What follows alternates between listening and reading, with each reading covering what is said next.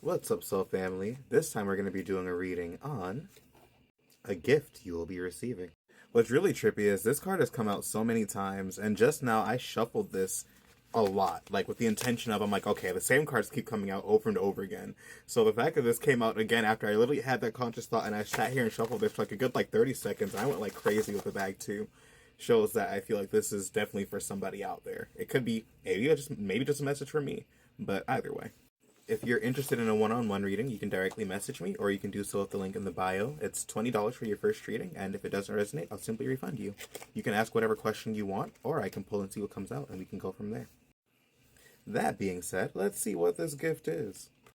So let me pull a couple more from the tea leaves. So we have Crown with honor and respect will come to you. So maybe somebody's going to be giving you some kind of honors. And then we have Cobweb with protected from negative forces beyond your control. So already this is giving me the feeling of like maybe you're accomplishing something, maybe you're receiving some kind of award, maybe you have done something that's going to be recognized by somebody or something in some way, shape, and form. Maybe it's a project that you've done, maybe you've worked on something, and now you're about to get recognition for it. I know I've seen countless works of art that have been out there for years, and then years later, they just either blow up and become big out of nowhere. So it's not that your worth has ever shifted from the time that you've created something till the time that you get recognized for it. It's just that sometimes that's just how energy flows. That sometimes something just has not shifted in a way that allows you to experience what you want to experience. And it's not a matter of your skill, your capacity, or anything like that. It's simply a matter of the timing of things and how energy just kind of moves. There are so many countless people musical artists who've had songs out for months or years even, and then years later out of nowhere it just came up, one person, the right person got a hold of it, and now it's famous. Now this song is blowing up over and over and over again, and now this musical artist has like a career. So you never know what is going to launch you and put you where you want to be, especially because again, like, just because you haven't received accolades or your flowers yet doesn't mean that you're not going to. And it doesn't mean that your skill hasn't diminished any less. So maybe you've been in a period of isolation and kind of being, kept, I wouldn't say kept away, but like in a period of kind of having to hone your craft and kind of having to walk this journey by yourself and having to deal with what you've been dealing with. And I think many times when we're in this hermit mode, a lot of times it can be very challenging, but through it, it's like many times like our intuition, our sense of self, our identity, and so many other aspects of ourselves are honed and refined through this period. And even sometimes like our sense of self and sense of self-worth. And I've always, I'm not going to necessarily say that you can't grow with the sense of self-worth that you have, but you can always value yourself deeper and more and more and more and understand just how infinitely valuable you yourself are. So I don't think there's anything wrong sometimes with going through that journey and having to, embody that until the point in which maybe you're now starting to then attract different gifts, or you're starting to attract different offers, or you're starting to attract different things.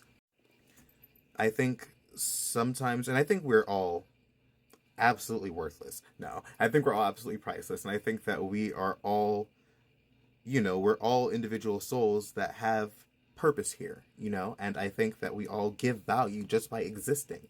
And I think that the journey sometimes is finding that value within yourself. And then from there, many times after you allow yourself to accept that, then many times what happens is reality will reflect that same energy back to you, and you start getting offers and gifts and things that are reflective of that same energy that you are now embodying.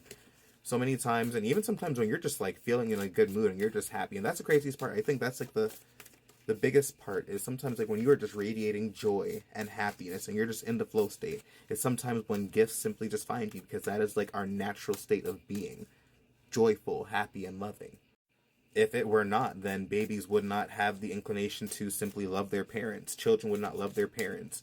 Pets would not always, for the most part, default to loving their owners, even after, unfortunate situations. So I think I think our default state is being in one of love.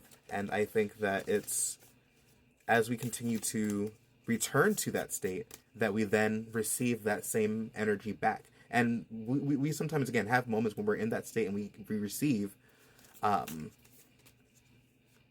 energy. We receive, I'd say, reflections of that. But I'd say maybe more so to the point where it's consistently so, where it's not just, in moments, and to the point where, because when you think about celebrities, they get countless gifts and countless different opportunities handed to them.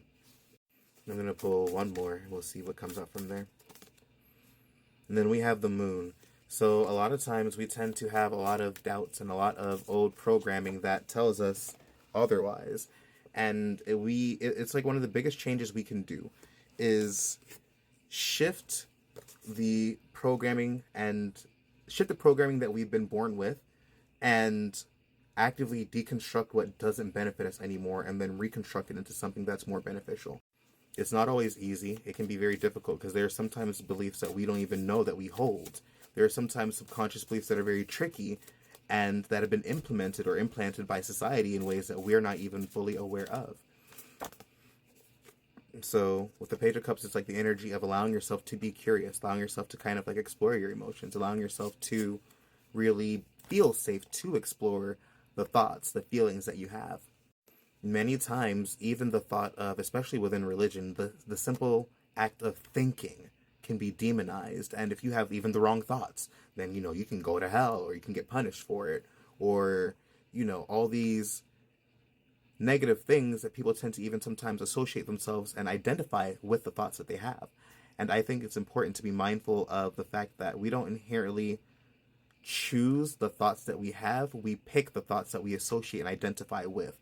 So we have to understand that we are not our thoughts, but we get to choose out of the thoughts that we have what direction we want to kind of either shift it, or what we then accept to be our own truth. So we're not always able to fully control what comes in, but we are able to figure out, like, okay, I had this thought about this. What do I really believe about this topic? What do I really feel about this? And then from there, you have the capacity to then pick and choose what you believe. But we're not always taught that. We're taught that, we are our thoughts. And if you think this, if you feel this, then inherently that's just a bad thing. When in reality, it's like we are receivers. Our minds are like antennas that receive thoughts based off of the energy or frequency that we're in. And then from there, or the beliefs that we hold, which then also then dictate the frequency that we're in. But from there, that's where we then have the ability to choose and delegate and figure out what power we give to whatever thought that comes up into our experience. So then we have the Sun and the Eight of Wands. Sorry, kind of covering the name. So a lot of times, if there has been stagnancy, if we've been feeling kind of stuck, we've been feeling like there's been so much that we haven't been able to see, if we've been looking for clarity, if we've been feeling like things are in the dark, and then the moon did come up earlier, it's like, oops, I'm trying not to drop all the cards as I do this.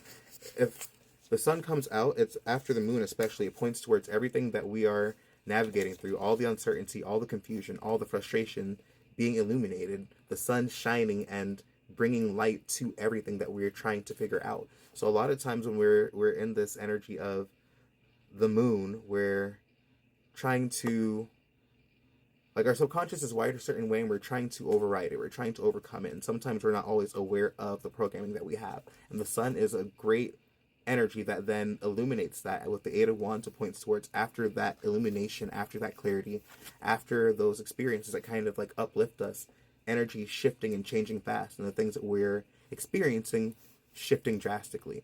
So I think if we are trying to manifest gifts, or if we have gifts coming in, I think it's leaning towards the more we are embodying the sun energy, this Kylie energy, then the easier the experience and the easier our gifts flow to us. But that being said, I keep on dropping all these cards. I guess I'll look at the bottom of the deck. We have the King of Cups. So continue to trust yourself, continue to allow yourself to be calm in the face of like whatever circumstances you're experiencing, and try your best to keep your focus and your emotions intact. And if you have to feel something, feel it out, but you can cry it out, punch it out, or punch like a wall or a pillar or something, I don't know. But then return to the state of knowing that it's done. You can crash out, but always go back to knowing that what you desire is done. But either way, peace and blessings, and I'll catch you guys in the next reading.